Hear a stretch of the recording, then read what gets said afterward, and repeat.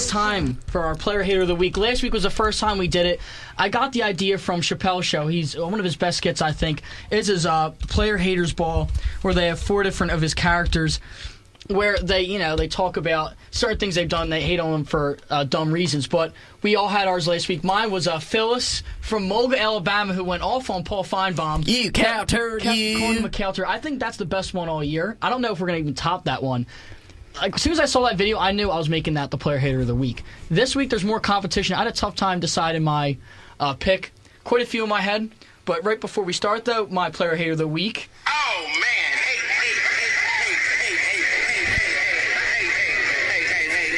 I'm going to hate on Jameis Winston, the quarterback from Florida State, the Heisman winner last year. He's been in the news for all the wrong reasons. It seems like every other week he's doing something wrong. And you think that maybe he needs some guidance or something. Maybe he needs a mentor. Well, there's a guy to reach out to him that if he comes knock on your door and wants to mentor you, you do not say no. That man is Bo Jackson. Everyone knows the Bo Knows slogan. He's a legend. One of the greatest athletes ever, period. Period. For Jameis, I just need to say, come on, man. That's a come on, man. That's right. And the reason why it just makes you scratch your head, because Bo Jackson, first off, Jameis Winston said he wants to be the next Bo Jackson. Let's talk about the similarities. They both played football and baseball, obviously. Yep. Winston has a Heisman now. Bo Jackson had a Heisman. And they're from Alabama. But not only are they from the same state, they're from the same city. And Bo Jackson saw this before even his crab leg scandal, before he got caught stealing crab legs. Crab legs. He's got crabs. Before he got caught stealing.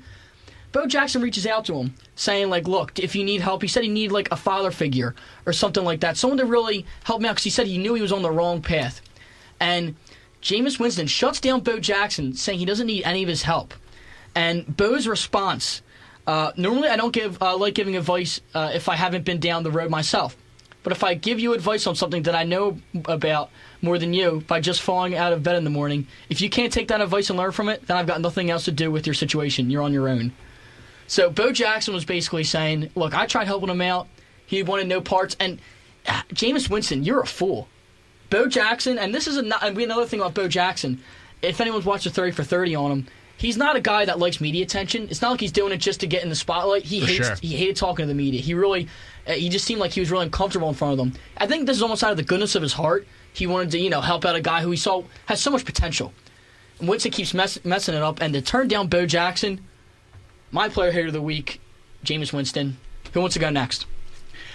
I'll go next. So, my Player Hater of the Week is John Clark, who you may know from Johnny Boy, Temple alum, CSN, and a bunch of the NBC Eagles 10. post-game stuff. NBC 10, yeah. I don't know if you guys knew this. Whenever I watch after an Eagles game, after a win, I like to watch the post-game.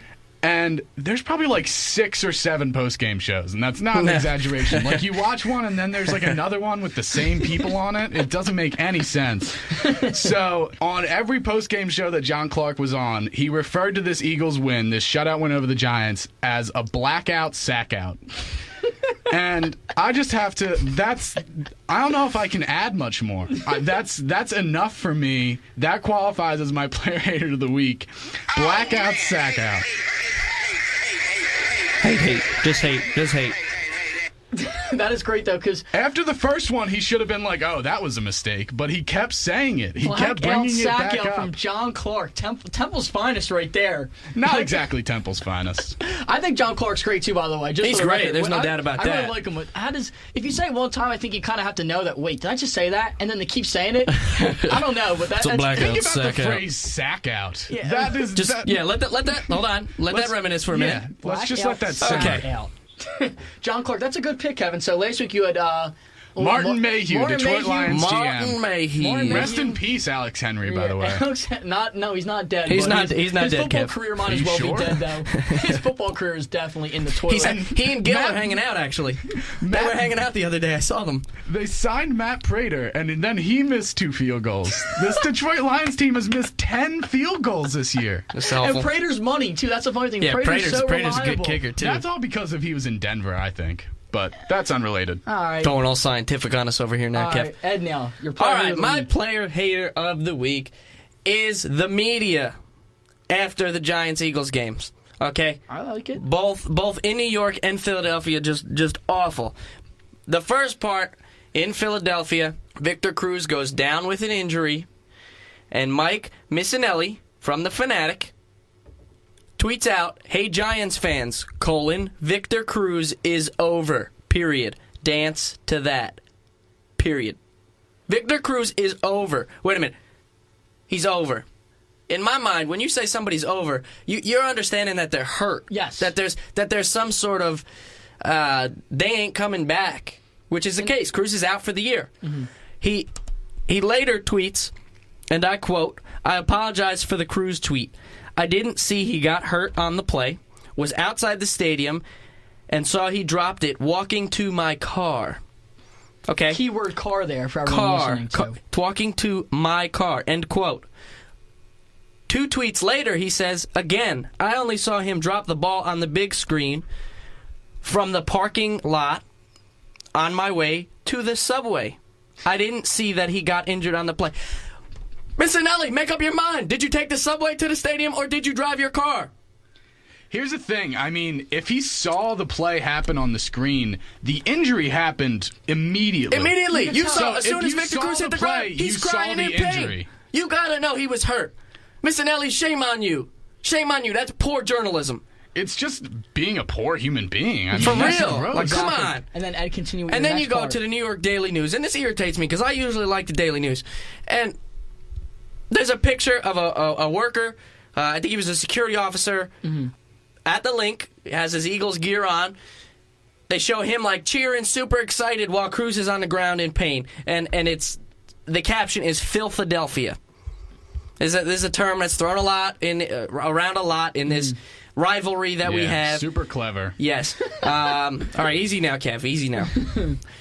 So, with that, here's my thing. You caught the picture at the wrong time, or you were fortunate to get the picture, I should say, for the New York Daily News, because quite frankly, I don't think this guy was cheering because he was hurt. I think he was cheering because he dropped the ball. Yeah, It was impossible that he was cheering because he was hurt. Unless he's like, he can see into the future. It happened right as he was cheering. And who cheers like that for an injury? Yeah, exactly. And You'd be surprised. I'll tell you what, I was at the game, and I saw a lot of Eagle fans who were cheering because Victor Cruz got hurt. They're probably the intoxicated fans that have no idea what's even going on and can't even name 10 players on the field at that point. Probably.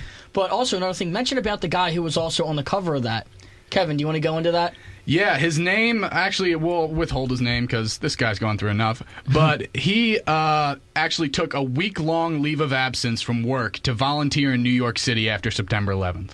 And this is the guy that the New York Daily News puts on their cover and says is filth.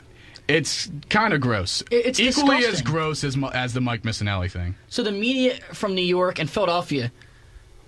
Come on, man. Yeah, Come on. We can't steal from NFL Countdown, but there's no other way to put it. It was just No, terrible. there isn't any other way to put it because, like, that's just downright disrespectful. Just stop it, man. This yellow journalism world that we're living in, people trying to make a name for themselves, trying to become all popular. Yeah, the facts. Journalism it's about the facts. So stop it. Absolutely. So that was our Player Hater of the Week segment.